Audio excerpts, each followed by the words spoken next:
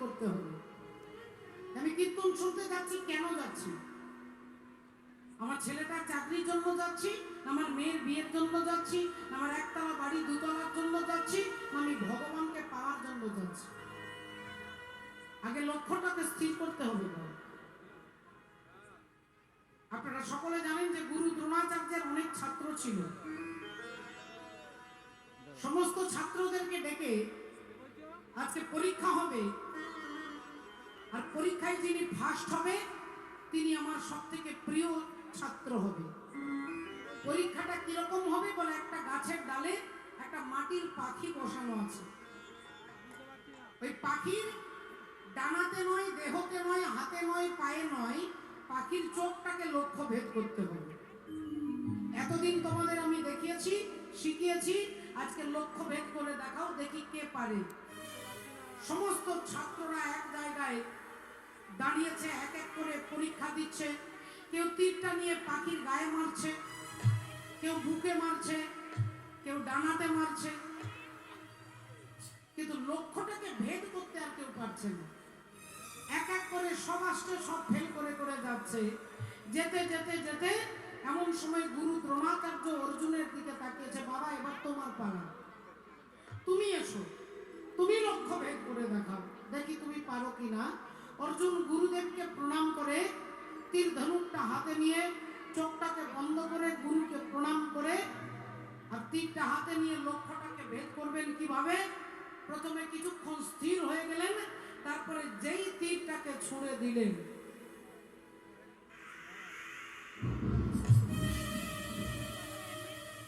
যেই তীরটাকে ছুঁড়ে দিল অমনি পাখির চোখটাকে লক্ষ্য ভেদ হয়ে গেল। যত যত ছাত্র ছিল সবাই হাতে তালি দিল, অর্জুনের প্রশংসা করলো। গুরু দ্রোণাচার্য বুকে জড়িয়ে ধরলেন, বললেন দেখো তোমরা কেউ পারলে না, অর্জুন পেরেছে। অর্জুন কিভাবে পারলো আজকে তোমাদের সবার কাছে বলবে। বলো অর্জুন, তুমি কি করে লক্ষ্য ভেদ করতে পারলে যেটা কেউ পারলো না? বললেন গুরুদেব, আপনি যখন বললেন পাখির চোখটাকে লক্ষ্য ভেদ করতে হবে, আমি তখনই প্রথমে পাখিটা যে গাছে বসে আছে গোটা গাছটাকে দেখলাম। তারপর না গোটা গাছটাকে দেখে গাছটা থেকে চোখটাকে সরিয়ে নিলাম, সরিয়ে নিয়ে পাখিটা যে ডালে বসে আছে সেই ডালটাকে দেখলাম। তারপর না সমস্ত ডাল থেকে চোখটাকে সরিয়ে নিয়ে আমি গোটা পাখির দেহটাকে দেখলাম। তারপরে ধীরে ধীরে পাখির দেহ থেকে চোখটাকে সরিয়ে আমি পাখির মুখটাকে দেখলাম। পাখির মুখটা দেখে ধীরে ধীরে মুখ থেকে চোখটাকে সরিয়ে নিয়ে পাখির চোখ আর আমার চোখ একটা জায়গায় কেন্দ্রীভূত করলাম। আর ওই চোখে চোখ যখন মিলে গেল তখন পাখির চোখটাকে লক্ষ্য করে তীরটাকে ছুড়ে দিলাম, আর অমনি লক্ষ্য ভেদ হয়ে গেল। শিশুর নেহানি লক্ষ্য মাতৃস্তনপানে, মাতালের স্থির লক্ষ্য মদিরা সন্ধানে, সতী খুঁজে পুঁজিবারে পতির চরণ, কুলোটার লক্ষ্য হরে কিসে পরমন, বাঁদরের লক্ষ্য শুধু ফলের বাগান, শুকুনির লক্ষ্য দূর ভাগাড়ের সন্ধান, শ্রীগানের লক্ষ্য মৃতদেহ লয়ে টানাটানি, আর নিন্দুকের লক্ষ্য শুধু পরনিন্দা গ্লানি, জ্ঞানীর লক্ষ্য শুধু তর্ক উপার্জন, আর ভক্তের লক্ষ্য শুধু শ্রী হরির চরণ। ভক্তের লক্ষ্য শুধু শ্রী হরির চরণ। আপনাকে আগে লক্ষ্যটা স্থির করতে হবে। আপনি যেটা চাইছেন সেই জায়গাতে আপনাকে মনটাকে রাখতে হবে। যদি ভগবানকে চান তাহলে ভগবানের চরণে যেন আপনার মতিটা থাকে, আমার মতিটা থাকে, তাহলে তো পাবো রাধে রাধে। চৈতন্য মহাপ্রভু এই কারণে বলছেন, কোন ভাগ্যে কোন জীবের শ্রদ্ধা যদি হয় তবে তো সেই জীবে সাধু সঙ্গ করয়। সাধু সঙ্গ হইতে হয় শ্রবণ কীর্তন, আর কীর্তন হইতে হয় জীবের অনর্থ নিবর্তন। কীর্তন হইতে হয় জীবের অনর্থ নিবর্তন। রাধে রাধে। তো সেই ভগবানকে পাওয়ার জন্য আমরা এখানে আজকে কোন দুপুর বেলা থেকে আপনারা বসে আছেন, কখন থেকে বসে আছেন? ভগবানের নাম শুনতে ভালোবাসেন, ভগবানের কথা শুনলে আত্মার আনন্দ হয়। এই আনন্দটা পাওয়ার জন্য আপনারা কখন থেকে বসে আছেন, আপনাদের চরণে কোটিবার প্রণাম করলেও মনে হয় এই অনুরাগ জন্মাবে না। তাই সকলের চরণে কোটি কোটি প্রণাম জানিয়ে দেখুন আজকে সেই লক্ষ্য, আমাদের লক্ষ্যে যদি স্থির পৌঁছাতে হয়, মিলন হবে কত দিনে,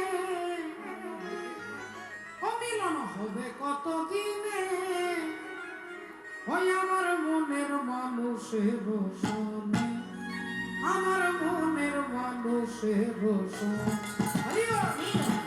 কত দিনে, অমিলন হবে কত দিনে, আমার মনের মানুষের সনে, আমার মনের মানুষের সনে।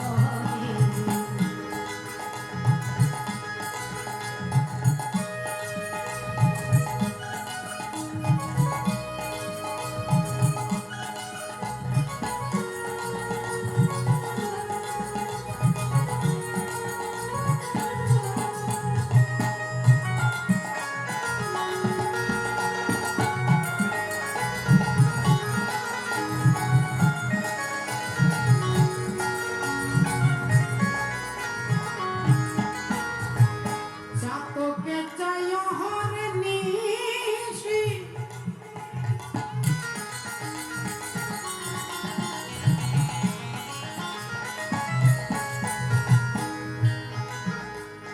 চাতকে চাই হরে নিশি, চেয়ে থাকে কালো শশী, ওগো চাতকে চাই হরে নিশি, আজে থাকে কালো শশী। ওমা চাতকে চাই হরে নিশি,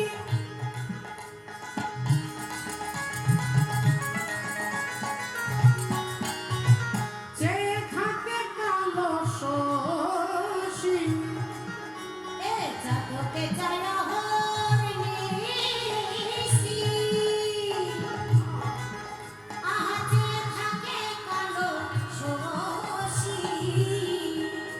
আমি ভজবো বলে কালো শশী, ভজবো বলে কালো শশী, আমি ভজবো বলে কালো শশী, হই না কপাল গুনে, ওটা হই না কপাল গুনে, আমার মনের মানুষের অনুধান। আমার মনের মানুষের মিলন হবে কত দিনে, ও মিলন হবে কত দিনে, আমার মনের মানুষের সনে, আমার মনের মানুষের সনে, আমার মনের মানুষের সনে, আমার মনের মানুষের সনে, আমার মনের মানুষের সনে, আমার মনের মানুষের সনে। সাধু সঙ্গ সর্বশাস্ত্রে কয়, লবমাত্র সাধু সঙ্গ জীবের সর্বসিদ্ধি হয়।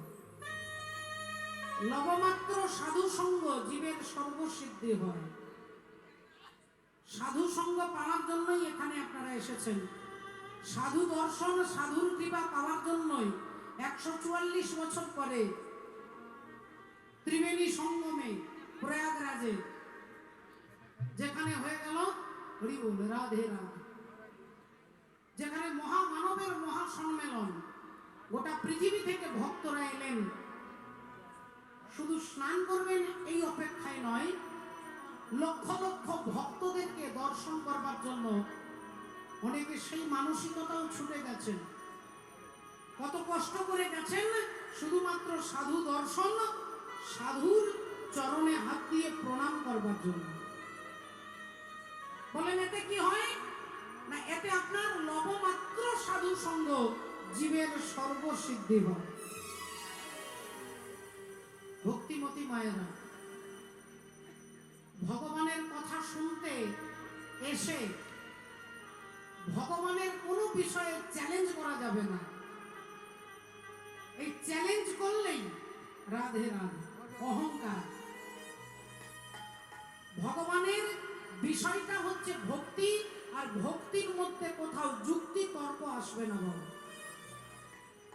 আপনি যখনই যুক্তি, আপনি যখনই তর্ক করবেন, ভক্তি মহারানী আপনার হৃদয় থেকে চলে যাবে। রাধে রাধে। হৃদয় থেকে চলে যাবে। তাই মাননীয় ভক্তমণ্ডলী, ভক্তিমতী মায়েরা, কুরুক্ষেত্রে যুদ্ধ চলছে। আজকে গুরু দ্রোণাচার্যের সঙ্গে অর্জুনের যুদ্ধ হচ্ছে। ভগবান এসে অর্জুনকে বলছেন, আজকে অর্জুন, তোমাকে তোমার গুরুদেবের সঙ্গে যুদ্ধ করতে হবে। অর্জুন চিৎকার করে বলে উঠলেন, না, এ হতে পারে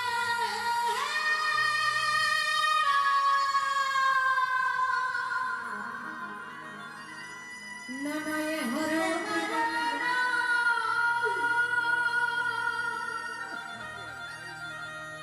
হে গুরু রে,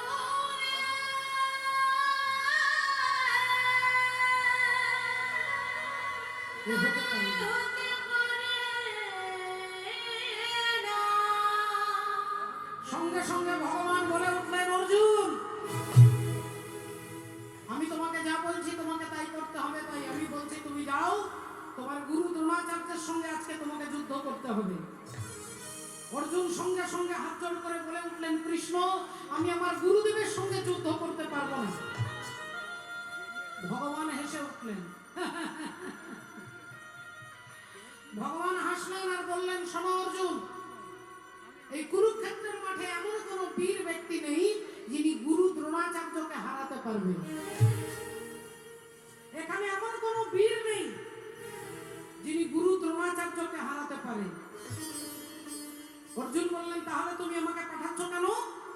ভগবান বললেন, তোমার গুরু দ্রোণাচার্য তিনি সাত্ত্বিক ব্রাহ্মণ। আর সাত্ত্বিক ব্রাহ্মণ যারা, তারা 3 বার গায়ত্রী মন্ত্র জপ করেন। তাই গুরু দ্রোণাচার্য যখন ভোরবেলায় ওই গাছের তলায় বসে চোখ বন্ধ করে গায়ত্রী মন্ত্র জপ করবেন, তুমি চুপি চুপি গিয়ে তার চরণ দুটো ছুঁয়ে প্রণাম করবে। আর যেই তুমি প্রণাম করবে, উনি চোখ বন্ধ করে তোমার মাথায় হাত রেখে বলবে, বলো বৎস, তুমি কি চাও? আর যখনই উনি বলবে তুমি কি চাও, তুমি তাড়াতাড়ি বলবে, গুরুদেব, আমি জানতে চাই আপনার মৃত্যু কিভাবে হবে। চিৎকার করে উঠলেন অর্জুন, না,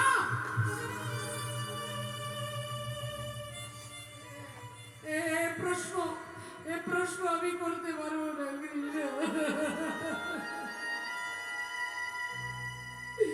এই প্রশ্ন আমি করতে পারবো না। করতে তোমাকে হবেই। তাই আমি তোমাকে বলছি অর্জুন, আজকে ভোরবেলায় উঠে তুমি গুরু দ্রোণাচার্যের কাছে যাবে। নিশি প্রভাত হতে অর্জুন গুটি গুটি পায়ে গুরুদেবের কাছে যাচ্ছেন। গুরু দ্রোণাচার্য চোখ বন্ধ করে তিনি গায়ত্রী মন্ত্র জপ করছেন।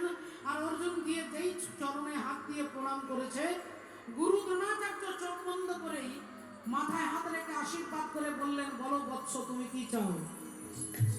যেই বলেছে বলো তুমি কি চাও, অমনি সঙ্গে সঙ্গে অর্জুন বলছেন, গুরুদেব, আমি জানতে চাই আপনার মৃত্যু কিভাবে হবে। আমি জানতে চাই আপনার মৃত্যু কিভাবে হবে। গুরুদেব আর চোখ বন্ধ করে থাকতে পারলেন না, চমকে উঠলেন গুরু দ্রোণাচার্যকে।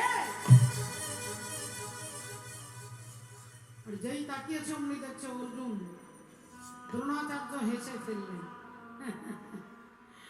দ্রোণাচার্য হেসে ফেললেন মাগো, তবে অর্জুনকে দেখে নয়।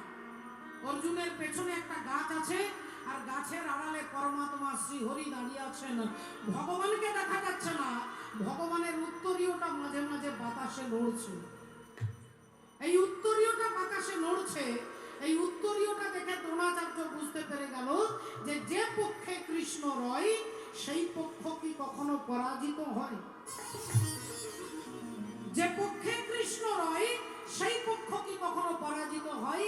বাবা অর্জুন, তুমি জানতে চাইছো আমার মৃত্যু কিভাবে হবে। যেদিন আমি আমার ছেলে অশ্বত্থামার মৃত্যু সংবাদ শুনবো, আমার হাত থেকে ধনুর্বাণ মাটিতে খসে পড়বে। যেদিন আমি আমার ছেলের মৃত্যু সংবাদ শুনবো, আমার হাত থেকে ধনুর্বাণ মাটিতে খসে পড়বে। আর যখনই পড়বে তখনই জানবে আমার মৃত্যু সম্ভব, নইলে কিন্তু নয়। সমস্ত ঘটনা অর্জুনকে বলে দিলেন। অর্জুন এসে ভগবানকে বললেন, সূর্য উদয় হলো, কুরুক্ষেত্রে যুদ্ধ শুরু হয়ে গেল দ্রোণাচার্যের সঙ্গে অর্জুনের যুদ্ধ। আজকে দ্রোণাচার্য অর্জুনকে বারবার বাণ দ্বারা বিধ্বস্ত করছেন, বারবার বাণ দ্বারা বিধ্বস্ত করছে। আর অর্জুন ভয়ে থরথর করে কাঁপছে, ভয়ে থরথর করে কাঁপছে। এমন সময় ভগবান দেখতে পেলেন মালব্য রাজা ইন্দ্রবর্মা। আর ইন্দ্রবর্মার একটা পোষা হাতি আছে যার নাম হচ্ছে অশ্বত্থামা। সেই অশ্বত্থামা নামক হাতিটাকে ভীম গদা দিয়ে মেরেছে, আর হাতিটা ধড়াম করে পড়ে মারা গেছে। আর যেই হাতিটা মারা গেছে অমনি ভগবান অর্জুনকে বলছে, বলো অর্জুন বলো, বলো অশ্বত্থামা মারা গেছে, বলো বলো অশ্বত্থামা মারা গেছে। অর্জুন ভগবানের দিকে তাকিয়ে বলছে, অশ্বত্থামা মারা গেছে? আর ওই তো অশ্বত্থামা বেঁচে আছে, ওই তো বেঁচে আছে, ওই তো দাঁড়িয়ে আছে। আর যে মারা গেছে সেটা একটা হাতি। ভগবান বললেন, এটাই বলো, এই ট্যাবলেটেই কাজ করবে, চিন্তা নেই, এই ট্যাবলেটেই কাজ করবে, বলো অশ্বত্থামা মারা গেছে। আর অমনি অর্জুন চিৎকার করে বলে উঠলেন, অশ্বত্থামা মারা গেছে, অশ্বত্থামা মারা গেছে। যেই বলেছে অশ্বত্থামা মারা গেছে, গুরু দ্রোণাচার্য কেঁপে উঠেছে। বাবা, আমার ছেলে মারা গেছে, আমার পুত্র মারা গেছে। হঠাৎ তার মনে হলো, না না না না না, আমি তোমার কথা বিশ্বাস করতে পারছি না অর্জুন। তুমি আমাকে চালাকি করে বলতে পারো, তাই তোমার কথা আমি বিশ্বাস করতে পারবো না। পেছন থেকে ভগবান বললেন, বেশ তো, আপনি অর্জুনের কথা বিশ্বাস করবেন না। আচ্ছা, কে বললে বিশ্বাস করবেন? বলে, যদি ধর্মপুত্র যুধিষ্ঠির বলে তাহলে বিশ্বাস করবেন। যদি ধর্মপুত্র যুধিষ্ঠির এই কথাটা বলে তাহলে আমি বুঝতে পারবো যে আমার ছেলে মারা গেছে। আগে যুধিষ্ঠিরকে বলতে হবে। ভগবান অমনি ছুটছেন এবার যুধিষ্ঠির দাদার কাছে। এতক্ষণ অর্জুনের কাছে ছিলেন, এবার ছুটছেন যুধিষ্ঠির দাদার কাছে। হরি বল, রাধে রাধে। সাধন করনা চাহিয়ে মনवा, ভজন করনা চাহিয়ে, সাধন করনা চাহিয়ে মনवा, ভজন করনা চাহিয়ে, সাধন করনা চাহিয়ে মনवा, ভজন করনা চাহিয়ে, प्रीत लगाना चाहिए हरि से,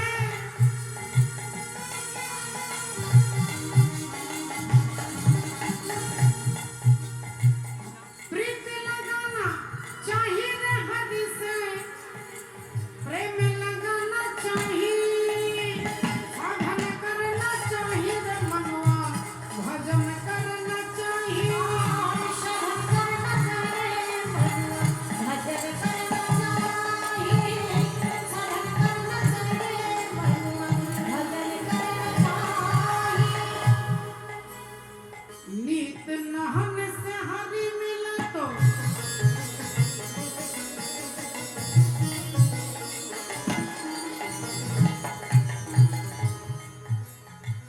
नित नहन से हरि मिला तो जल जंतु होए,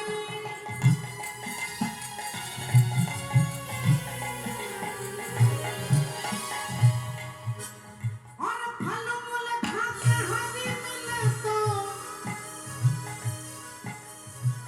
फल मूल खाके हरि मिले तो, बादुड़ बंद नाई, साधन करना चाहिए। भजन करना चाहिए, साधन करना चाहिए मनुआ, भजन करना चाहिए, साधन करना चाहिए मनुआ, भजन करना चाहिए। ও মা, ভগবান ছুটতে ছুটতে ছুটতে ছুটতে যুধিষ্ঠির দাদার কাছে এসে বলছে, যুধিষ্ঠির দাদা গো, ও দাদা, ও দাদা, বলো না অশ্বত্থামা মারা গেছে, বলো না দাদা, অশ্বত্থামা মারা গেছে, বলো না।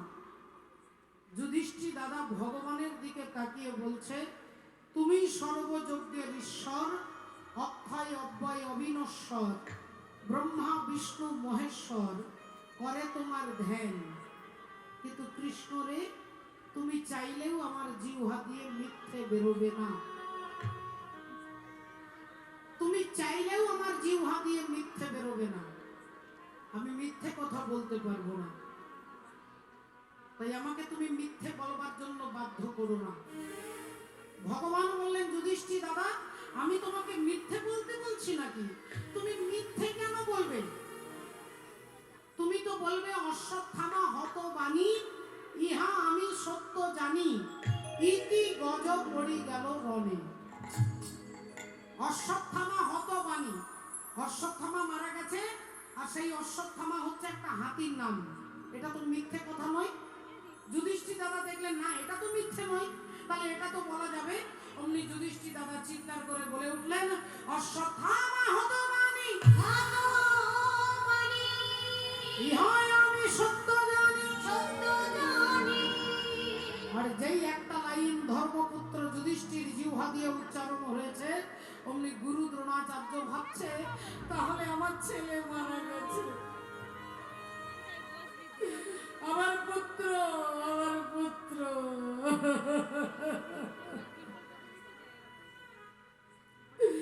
আমার অশ্বত্থামা মারা গেছে, আমার ছেলে, আমার ছেলে মারা গেছে। যুধিষ্ঠির বলছে, দ্রোণাচার্যের হাত থেকে ধনুর্বাণ খসে পড়ছে, দ্রোণাচার্য মাটিতে পড়ে যাচ্ছেন। মাটিতে যেই পড়ে যাচ্ছেন, অমনি যুধিষ্ঠির দাদা ভাবলেন, আহারে, গুরুদেব ভেবেছেন ওনার ছেলে মারা গেছে, কিন্তু ওনার ছেলে তো মরেনি, মারা গেছেন অশ্বত্থামা নামে একটা হাতি।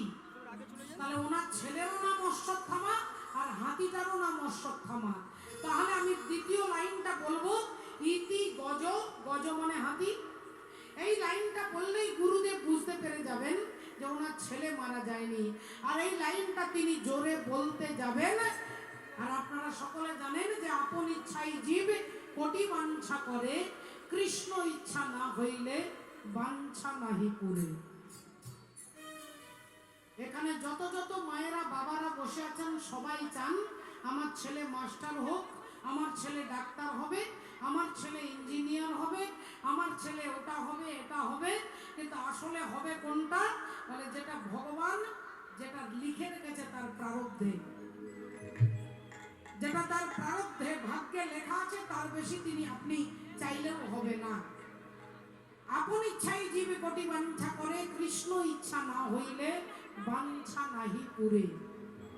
রাবণের ভাই ছিল কুম্ভকর্ণ, আর কুম্ভকর্ণের অনেক দিনের একটা ইচ্ছে ছিল, আমি স্বর্গের রাজা ইন্দ্র হব, আমি ইন্দ্র হব, আমি ইন্দ্রের চেয়ারে বসবো, আমি ইন্দ্রাসনে বসবো, আমি স্বর্গের রাজা হব।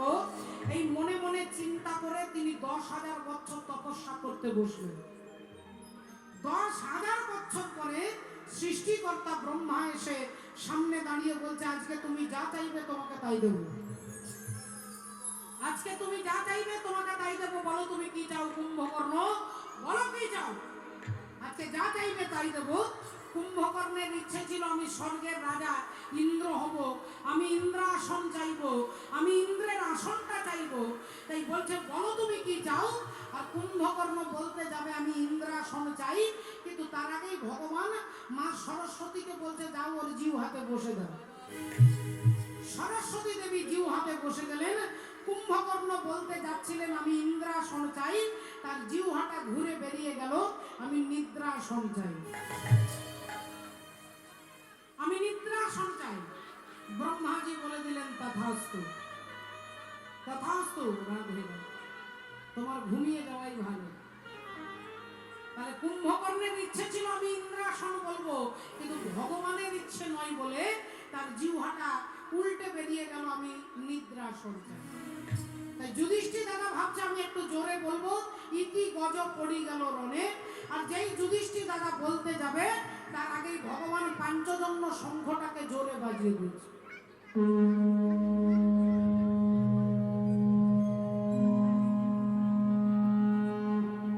এত জোরে শঙ্খটাকে বাজিয়ে দিলেন যে দ্রোণাচার্য শুনতেই পেলেন না। আর ধৃষ্টদ্যুম্ন এসে দ্রোণাচার্যকে বধ করলেন। ধৃষ্টদ্যুম্ন এসে দ্রোণাচার্যকে বধ করে দিলেন। তাহলে এবার আপনারা মনে মনে ভাববেন ভগবান এরকম চালাকি করলেন কেন? দ্রোণাচার্য, মহাভারত বলছে দ্রোণাচার্য সাত্বিক ব্রাহ্মণ, দ্রোণাচার্য ভদ্রলোক, দ্রোণাচার্য জিতেন্দ্রীয়, দ্রোণাচার্য চরিত্রবান, দ্রোণাচার্য পরম বীর, দ্রোণাচার্য পরম সাত্বিক। কিন্তু দ্রোণাচার্যের এভাবে বিনাশ হলো কেন? না, ভগবান বুঝিয়ে দিচ্ছেন যে দ্রোণাচার্যের অনেক গুণ আছে, কিন্তু একটাই বদগুণ আছে, সেটা হচ্ছে অসৎসঙ্গ। দ্রোণাচার্য কার পক্ষে ছিল? বলে দুর্যোধনের পক্ষে ছিল। এতগুলো ভালো গুণ থাকা সত্ত্বেও তিনি দুর্জন ব্যক্তির সঙ্গ করলেন বলে তার যেমন বিনাশ হয়ে গেল। ভগবান দেখিয়ে দিচ্ছেন এই সংসার কুরুক্ষেত্রে তুমি কীর্তনিয়া হতে পারো, তুমি ভাগবত তত্ত্ববেত্তা হতে পারো, তুমি বড় বড় ডাক্তার, মাস্টার, ইঞ্জিনিয়ার, নেতা, মন্ত্রী, তুমি যেই হও না কেন, এই সংসার কুরুক্ষেত্রে তুমি যদি অসৎসঙ্গ করো তাহলে তোমার বিনাশ অবশ্যম্ভাবী। হরি হরি বল। তোমার বিনাশ অবশ্যম্ভাবী হবে, হবে হবে হবে। এই বিনাশ থেকে রক্ষা করবার জন্য চৈতন্য ভগবান আসছেন, আমাদের মতো জীবকে করুণা করবার জন্য। এ তিন ভুবন আনন্দে ভরিল, এতিন ভুবন আনন্দে ভরিল, এতিন ভুবন আনন্দে ভরিল, উঠিল মঙ্গল স্বর, এতিন ভুবন আনন্দে ভরিল, উঠিল মঙ্গল স্বর। মহেন্দ্র আনন্দ ইয়ামন গৌরবে, রসিকা জনে নীলময়। মহেন্দ্র আনন্দ ইয়ামন গৌরবে, রসিকা জনে নীলময়। তাই আমার হরি বলা হরি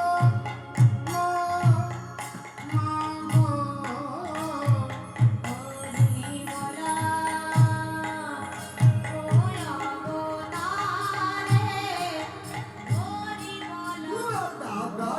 ওই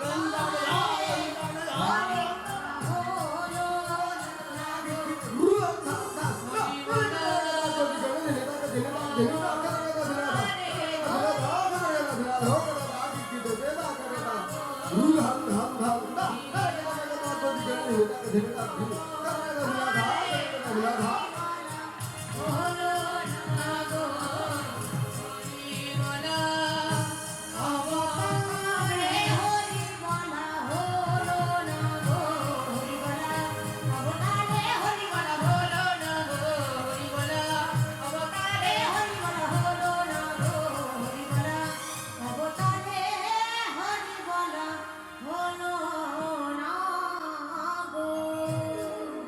জয় জয় জগৎ গুরু, তুমি বাঞ্ছা কল্পতরু, সিক্ত কর তপ্তমরু করুণা তোমার। তুমি মাতা, তুমি পিতা, তুমি জগতের ত্রাতা, কেহ নাই তোম ভিন্ন আর।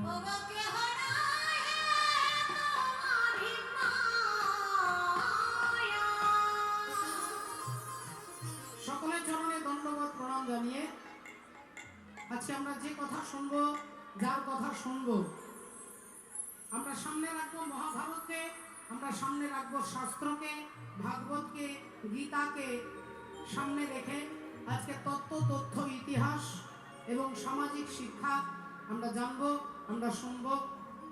ভগবান শ্রীকৃষ্ণের 108টা নামের মধ্যে, ভগবান শ্রীকৃষ্ণের 108টা নামের মধ্যে একটা নাম হচ্ছে দর্পহারি মধুসূদন, একটা নাম হচ্ছে দর্পহারি মধুসূদন। অবশ্যনন্দ রাখিল নাম নন্দের নন্দ, অবশ্যনন্দ রাখিল নামে নন্দের নন্দ, আইব তোরা দেখে যাহা।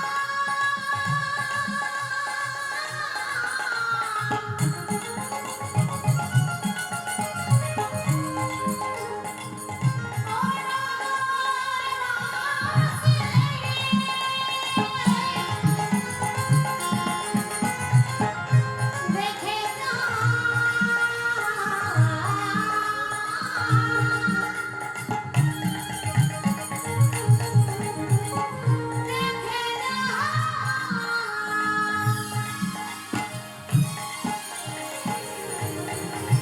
শ্রীনন্দ রাখিল নাম নন্দের নন্দ, অবশ্যনন্দ রাখিল নামে নন্দের নন্দ, আর যশোদা রাখিল নাম জাদু বাছাধন, যশোদা রাখিল নাম জাদু বাছাধন, যশোদা রাখিল নাম জাদু বাছাধন, উপানন্দ নাম রাখে সুন্দর গোপাল, উপানন্দ নামে রাখে সুন্দর গোপাল, উপানন্দ নামে রাখে সুন্দর গোপাল, আর ব্রজবালক নাম রাখে ঠাকুর রাখাল, ওরে ব্রজবালক নামে রাখে ঠাকুর রাখাল, ব্রজবালক নামে রাখে ঠাকুর রাখাল, পশুপতি নাম রাখে গরুর মহাবীর, পশুপতি নামে রাখে গরুর মহাবীর, পশুপতি নাম রাখে গরুর মহাবীর। পশুপতি নামে রাখে গরুর মহাবীর, হ্যাঁ, আর দর্পহারি নাম রাখে অর্জুন সুধীর, দর্পহারি নামে রাখে অর্জুন সুধীর, দর্পহারি নামে রাখে অর্জুন সুধীর। ভগবান শ্রীকৃষ্ণের নামটা দর্পহারি মধুসূদন, এই নামটা যিনি দিয়েছিলেন অর্জুন, তৃতীয় পাণ্ডব অর্জুন, ভগবান শ্রীকৃষ্ণের নাম রাখেন দর্পহারি মধুসূদন। ওই অর্জুনেরই দর্প ভগবান চূর্ণ করেছিলেন অর্জুনের অহংকার। কেন হলো অহংকার? অর্জুনের অহংকারের কারণ কি, তার তত্ত্ব তথ্য কি, এ কথা জানতে গেলে আজকে আমরা সরাসরি চলে যাব ভগবানের কাছে। ভগবান শ্রীকৃষ্ণচন্দ্র মনে মনে চিন্তা করলেন যে আমি কুরুক্ষেত্রে যুদ্ধ শেষ হয়ে গেছে, পঞ্চপাণ্ডব জিতে গেছে, কুরুক্ষেত্রের যুদ্ধে পঞ্চপাণ্ডব জিতে গেছে, যুধিষ্ঠির দাদা রাজা হয়েছে, দাদা যুধিষ্ঠির রাজা হয়েছে, তাহলে আর এখানে থাকার আর আমার কোনো দরকার নেই, কারণ যুধিষ্ঠির দাদা রাজা হয়ে গেছে, কুন্তী দেবী রাজমাতা হয়েছে, আজ তাদের থাকার অভাব নেই, আজ তাদের পড়ার অভাব নেই, হরি বল, আজ তাদের খাবার অভাব নেই, তাহলে আর এখানে আমার থাকার দরকার নেই, আমি এবার অন্য কাজে দ্বারকায় চলে যাব। তাই যাবার আগে সবার কাছে বিদায় নিয়ে যেতে হবে। এই বলে সকাল থেকে হাজার হাজার ভক্তদের কাছে, হাজার হাজার ভক্তের সঙ্গে দেখা করতে করতে এমন সময় ভগবান এসেছেন কুন্তী দেবীর কাছে। পিসিমা কুন্তী দেবী রাত্রিবেলায় ঘুম আসছিল না, তাই মালা কাঁদতে বসেছে, ভগবানের মুক্তোর মালা কাঁদতে বসেছে, যে মালাটা গোবিন্দের গলায় পরাবে। তাই সারা রাত্রি জেগে জেগে ভাবছে মালাটা গেঁথে নি। এই কুন্তী দেবী ছুঁচের মধ্যে একটা একটা করে মুক্ত গলাচ্ছে, মালা গাঁথছেন আর গুনগুন করে গান গাইছেন ভগবানের নাম। শ্রীকৃষ্ণ গোবিন্দ হরে মুরারে, হে নাথ নারায়ণ বাসুদেব। শ্রীকৃষ্ণ গোবিন্দ হরে মুরারে, হে নাথ নারায়ণ বাসুদেব, শ্রীকৃষ্ণ গোবিন্দ হরে মুরারে, হে নাথ নারায়ণ বাসুদেব। একমাত্র স্বামী সখা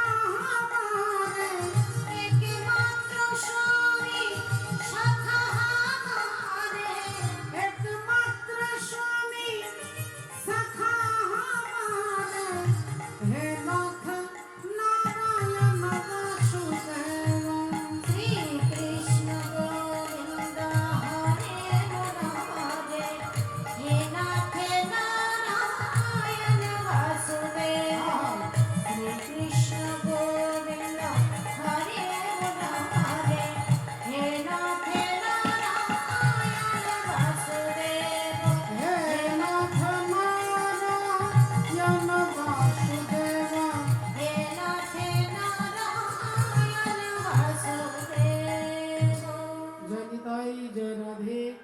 শ্রদ্ধেয় বাবা ঠাকুর, আপনাদের 24 পরগনা জেলায় হরিবাসর, বড় বড় হরিবাসর আছে, কিন্তু যদি বড় হরিবাসর, বিরাট বড় হরিবাসর থাকে, তার মধ্যে এই একটা হরিবাসর, এটাও বিশাল যুধিষ্ঠির রাজসূয় যজ্ঞের মতো বিশাল হরিসভা, যেখানে আপনাদের মতো অগণিত ভক্তের শুভ আগমন হয়েছে।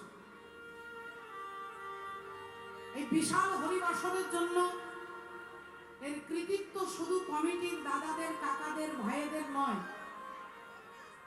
আপনাদের উদারতা, আপনাদের মানসিকতা, আপনাদের সাহায্য সহযোগিতায় এই হরিবাসর অনুষ্ঠিত হওয়া সম্ভব। কারণ এরকম হরিবাসর খুব একটা বেশি দেখা যায় না, যদিও আছে 2-4টে হরিবাসর এরকম আছে। এখানে লক্ষ লক্ষ টাকা, যেখানে ভগবত সেবায়, নরনারায়ণের সেবা, ভক্তদের সেবার ব্যবস্থা রয়েছে। অর্থাৎ আত্মা আর দেহের এই দুটোরই খাবারের এখানে ব্যবস্থা করা হয়েছে। এই কমিটির দাদারা, ভাইয়েরা, কাকারা যারা আপনাদের কাছে ভিক্ষার আঁচল নিয়ে যাবে, তারা ব্যক্তিগতভাবে কেউ ভিখারি নয় বাবা, তারা ব্যক্তিগতভাবে কেউ ভিখারি নন, কিন্তু ভগবানের জন্য তারা এই একটিবার মাধুকরী করেন, একটিবারই তারা ভিক্ষা চাইতে যায়, এর আগেও যাননি আর এর পরেও যাবেন না। আর আপনাদের সাহায্য বুঝতেই পাচ্ছেন, আপনাদের বিন্দু বিন্দুতে তবে সিন্ধু পরিণত হবে। তাই আপনারা সাহায্য করবেন, কৃপা করবেন। আমি আমার তরফ থেকে ভগবত সেবায় 2001 টাকা ভগবানের চরণে আমার তরফ থেকে আমি নিবেদন করলাম। আপনারা যতটুকু পারবেন ভিক্ষার আঁচলে তুলে দেবেন। আপনাদের কাছে গিয়ে ভিক্ষা আঁচল নিয়ে দাঁড়াবেন। আপনাদের সামর্থ্য অনুযায়ী ভগবানকে লক্ষ্য করে, তার চরণকে লক্ষ্য করে আপনারা দান করবেন। দান দেওয়ার সাথে সাথে সেই দান গোবিন্দের কাছে পৌঁছে যাবে। কমিটির দাদারা, ভাইয়েরা, কাকারা কি করলো, আপনাদের দানের দরকার নেই। আপনি যখনই দানটা নিয়ে ভিক্ষা আঁচলে দিচ্ছেন কৃষ্ণায় নমঃ বলে, ওই দান সঙ্গে সঙ্গে গোবিন্দ তিনি গ্রহণ করছেন। তাই আমার তরফ থেকে রইল 2001 টাকা। আপনারা যতটুকু পারবেন সাহায্য করবেন, আশীর্বাদ করবেন, তারা যেন এই বিশাল মহাযজ্ঞানুষ্ঠান ধরে রাখতে পারে। জয় নিতাই। একবার সবাই মিলে হরিধ্বনি উলুধ্বনি দেবে। নিতাই গৌর শ্রীকৃষ্ণ গোবিন্দ হরে মুরারে, হে নাথ নারায়ণ বাসুদেব। শ্রীকৃষ্ণ গোবিন্দ হরে মুরারে, হে নাথ নারায়ণ বাসুদেব, হে নাথ নারায়ণ বাসুদেব। একমাত্র স্বামী সখা हमारे, মাত্র স্বামী সখা আমারে, हे नाथ नारायण वासुदेव। श्री कृष्ण গোবিন্দ হরে মুরারে, হে নাথ নারায়ণ বাসুদেব, हे नाथ नारायण वासुदेव। হে নাথ নারায়ণ বাসুদেব। পিসিমা, ও পিসিমা, যেই পিসিমা বলে ডেকেছেন, অমনি কুন্তি দেবী ভগবানের গলার শব্দটা পেয়ে ছুটে গিয়ে দরজাটা খুলে বললেন, বাবা কৃষ্ণ, আয় বাবা, আয় আয় আয়, ভেতরে আয়। তা হ্যাঁ রে, এত রাত্রি হয়ে গেল, ঘুমোসনি? ভগবান বললেন, সে কি গো পিসিমা, আমার কি ঘুমানোর সময় আছে নাকি? হ্যাঁ, আমার কি ঘুমানোর সময় আছে? আজ তো সারা সকাল ভক্তদের সঙ্গে দেখা করতে করতে সময়টা চলে গেল, তাই এসেছি তোমার কাছে। কেন রে বাবা, কেন সবার সঙ্গে দেখা করতে হচ্ছে কেন? বললেন, তুমি জানো না পিসিমা, আমি আর কয়েকদিনের মধ্যেই এই হস্তিনাপুর ত্যাগ করে দ্বারকায় চলে যাব। আর যেই বলেছে দ্বারকায় চলে যাব, মাথায় যেন বজ্রাঘাত হলো। কুন্তী দেবী বলে উঠলেন, কি বললি বাবা কৃষ্ণ? তুই দ্বারকায় চলে যাবি? তুই আমাদের ছেড়ে চলে যাবি? কেন রে বাবা? আমরা কি অপরাধ করেছি তোর কাছে? কি অপরাধ করেছি? ভগবান বললেন, এই দেখো পিসিমা, তুমি কাঁদতে শুরু করেছো। আরে বাবা, আমার বলার বক্তব্য এখানে, দায়িত্ব তো সব শেষ হয়ে গেছে। তোমার ছেলে যুধিষ্ঠির রাজা হয়েছে, তুমি রাজমাতা হয়েছো। আজ তোমার থাকার অভাব নেই, আজকে তোমার খাওয়ার অভাব নেই, পড়ার অভাব নেই। তাহলে এখানে কি আমাকে তোমার অন্য দায়িত্ব পালন করতে হবে? তাই পিসিমা, আজকে আমি তোমার কাছে এসেছি। তুমি আমার কাছে যা চাইবে তোমাকে তাই দিয়ে আমি আগামীকাল চলে যাব। আজকে তুমি যা চাইবে তোমাকে তাই দিয়ে আমি আগামীকাল চলে যাব। এ কথাটা যেই বলেছে, কুন্তী দেবী বলে উঠলেন, আচ্ছা তাহলে তুই আমার কাছে এসেছিস, আজকে আমি তোর কাছে যা চাইবো তুই তাই দিবি, তাই না? আমি যা চাইবো তুই তাই দিবি বাবা। তাহলে তোর এই অভাগিনী পিসিমা, তোর কাছে আমি অন্য কিছু নয়। যদি আমাকে কিছু দিতে হয় তাহলে দে কৃষ্ণ, দে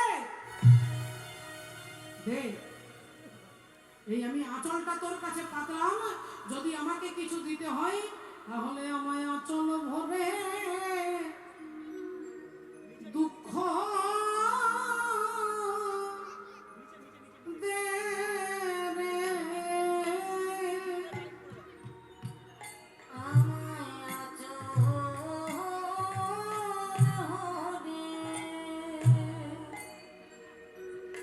আমায় দুঃখ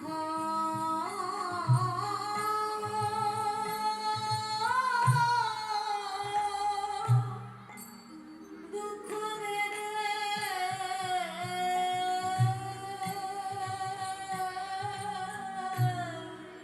আমায় আঁচল ভরে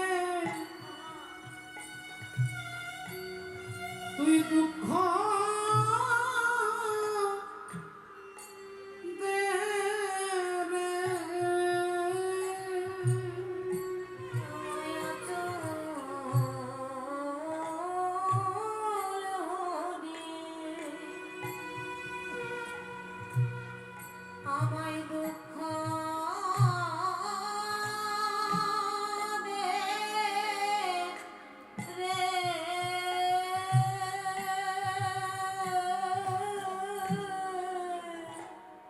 আমি আর তো কিছু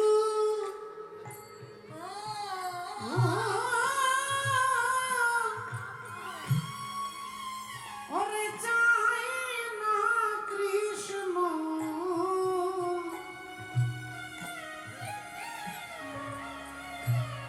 তুই আমায় আঁচল ভরে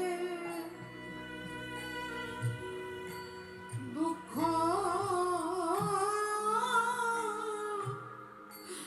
দে। আমি আর তো কিছু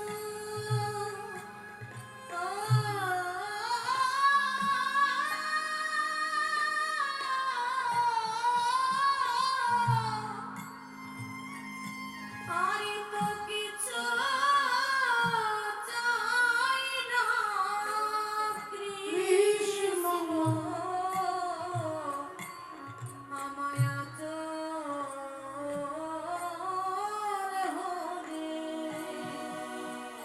তুই দুঃখ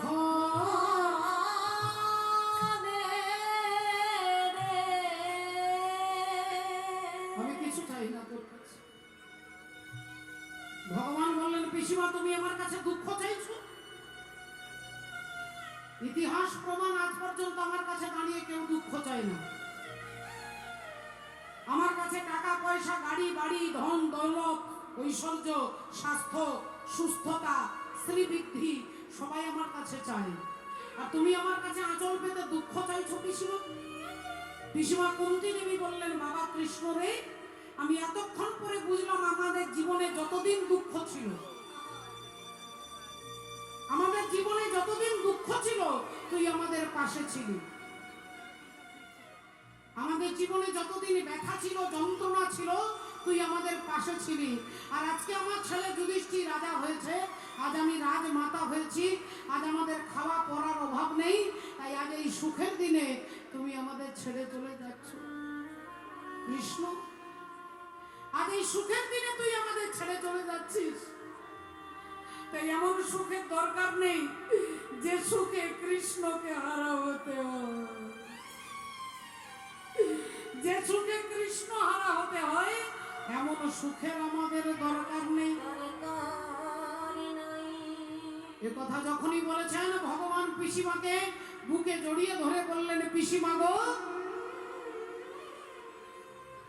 এই তোমাকে ছুঁয়ে আজকে প্রতিজ্ঞা করে বলছি, তুমি ঘরে বাইরে রণে বনে জঙ্গলে যেখানে দাঁড়িয়ে তুমি আমাকে ডাকবে, যখন যেখানে দাঁড়িয়ে তুমি আমাকে স্মরণ করবে, আমি তোমার কাছে এসে দাঁড়াবো। আমি তোমার কাছে এসে দাঁড়াবো। ওই আমি তোমার কাছে এসে দাঁড়াবো। আমি তোমার কাছে এসে দাঁড়াবো। তুমি যখন চাইবে আমি তখন আসবো। তোমার কাছে এসে দাঁড়াবো। যখন চাইবে তখন আসিব। তোমার কাছে এসে দাঁড়াবো। তুমি যখন চাইবে আমি তখন আসবো। তোমার কাছে এসে দাঁড়াবো। যখন চাইবে তখন আসিব। তাই গৌর নামে এসে দাঁড়াবো। যখন চাইবে তখন আসিব। তোমার কাছে এসে দাঁড়াবো, যখন চাইবে তখন আসিব। তোমার কাছে এসে দাঁড়াবো, যখন চাইবে তখন আসিব। আমি তোমার তোমার কাছে এসে দাঁড়াবো। আজকে পিসিমা কুন্তি দেবীর কাছ থেকে ভগবান বিদায় নিয়ে এক পা দুপা করে হাঁটতে হাঁটতে রাস্তা দিয়ে যাচ্ছে, হঠাৎ শুনতে পেলেন একটা কান্নার শব্দ। অন্ধকার রাত্রি, নিস্তব্ধ রাত্রি, নিঝুম রাত্রি, ভগবান কান্নার শব্দটা ভেসে আসছে দূর থেকে। আর সেই কান্নার শব্দটাকে লক্ষ্য করে ভগবান হাঁটতে হাঁটতে যাচ্ছে। কে কাঁদছে এই হঠাৎ গভীর রাত্রিতে? কে কান্নাকাটি করছে? ভগবান শ্রীহরি এগিয়ে যেতেই দেখলেন একটা ঘরের মধ্যে শতপুত্রের জননী মা গান্ধারী কাঁদছেন। মা গান্ধারী কাঁদছেন, একটা টিম টিম করে প্রদীপ জ্বলছে। গান্ধারী মা, চুলগুলো খোলা আছে, কখনো দুহাত দিয়ে নিজের চুলগুলোকে ছিঁড়ছেন, কখনো কপাল চাপড়াচ্ছে, কখনো বুক চাপড়াচ্ছে, কখনো ধুলাই গড়াগড়ি দিয়ে, আর মরা ছেলেগুলোর নাম ধরে চিৎকার করে গান্ধারী ডাকছেন, ওরে দুর্যোধন, ওরে দুর্যোধন,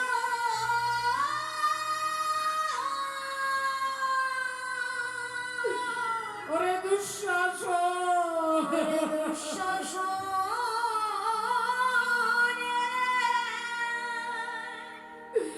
ফিরে আয় বাবা, একবার ফিরে ফিরে আয়। আয়। ওরে খোকা রে।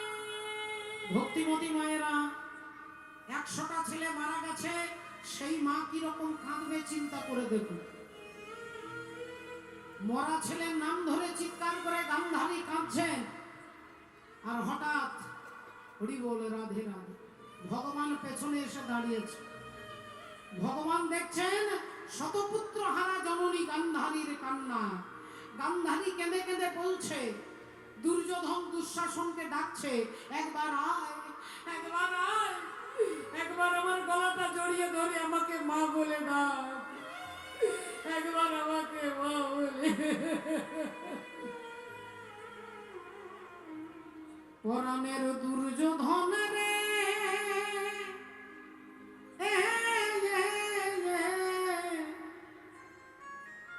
ওই আমি কোন বাদেশে যাব তোর লাগিয়া রে। পরাণের দুর্যোধন রে,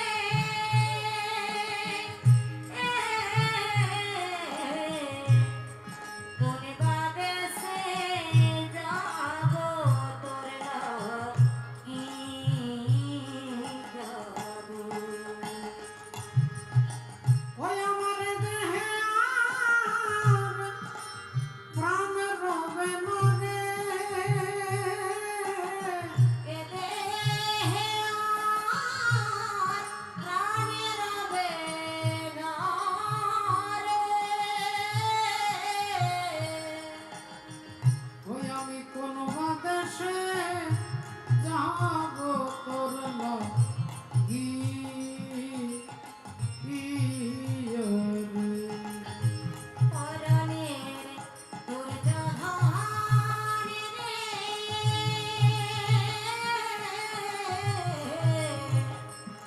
কোন বাদেশে যাব তোর লাগিয়া রে। ওরে বাপ দুর্যোধন, আমি কোথায় গেলে তোদেরকে দেখতে পাবো বাবা? কোথায় গেলে দেখতে পাবো একবার বল, একবার। ওরে বনের আগুন সবাই দেখে, বনে যদি আগুন লেগে যায় মা, সবাই দেখতে পায়, কিন্তু আমার মনের ভেতরে যে আগুন লেগেছে, আগুনটা কেউ দেখতে পায় না বাবা। এই আগুন কেউ দেখতে পায় না। তাই গান্ধারী কেঁদে কেঁদে বলছে, ওরে বনের আগুন সবাই দেখে, বনের আগুন দেখে না। আরে যে ফুল শুকায়ে গেছে কেউ মনে রাখে না রে, মনে রাখে না। ওরে বনের আগুন সবাই দেখে, বনের আগুন দেখে না। যে ফুল শুকায়ে গেছে কেউ মনে রাখে না, মনে রাখে না। ওই আমার দেহে আর প্রাণ রবে মরে, ওই আমার দেহে আর ওরে খোকা,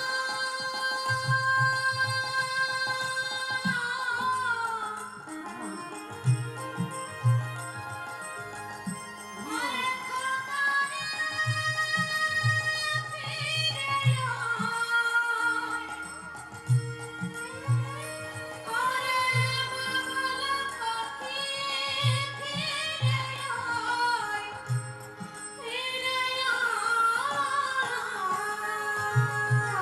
বলি আমার দেহে আর প্রাণ রবে মরে। ওই আমি কোন বাদেশে যাব তোর লাগিয়া রে। পরাণের দুর্যোধন রে,